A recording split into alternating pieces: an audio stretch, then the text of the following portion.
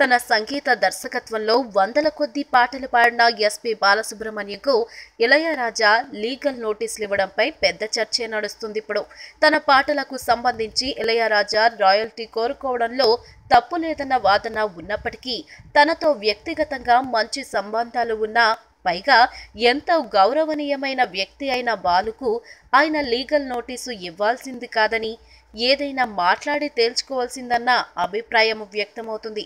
ఈ నేపథ్యంలో ఇళయరాజా నోటీసులపై బాలు చాలా హుందాగా స్పందించారు. ఈ వివాదంపై తన ఫేస్బుక్ పేజ్లో బాలు ఒక మెసేజ్ పెట్టాడు. ఆయన ఏమన్నాడంటే, ఇళయరాజా గారితో నేను నేరుగా మాట్లాడి ఈ సమస్యను పరిష్కరించుకోవాల్సిందని మిత్రులు సలహా ఇస్తున్నారు. కానీ ఆయన నాతో నేరుగా మాట్లాడడం కానీ, మెయిల్ పంపించడం కానీ చేసి ఉంటే నేను కూడా ఖచ్చితంగా ఆయనతో మాట్లాడి ఉండేవాణ్ణి. నాకు ఆయన లీగల్ నోటీసు పంపారు కాబట్టి నాకు ఇష్టం లేకపోయినా చట్టబద్ధంగానే స్పందించాల్సి ఉంటుంది. నాకు కూడా ఆత్మగౌరవం ఉంది. ఈ చర్చను ఇంతటితో ముగించి ముందుకెళ్ళిపోదాం. అయితే జనాల్ని ఈ విషయంలో ముందుగా సిద్ధం చేయడం కోసమే నేను ఈ సమాచారాన్ని పంచుకుంటున్నా. నా మంచి మిత్రుడైన ఇళయరాజాకు అసౌకర్యం కలిగించాలని నేను కోరుకోవడం లేదు.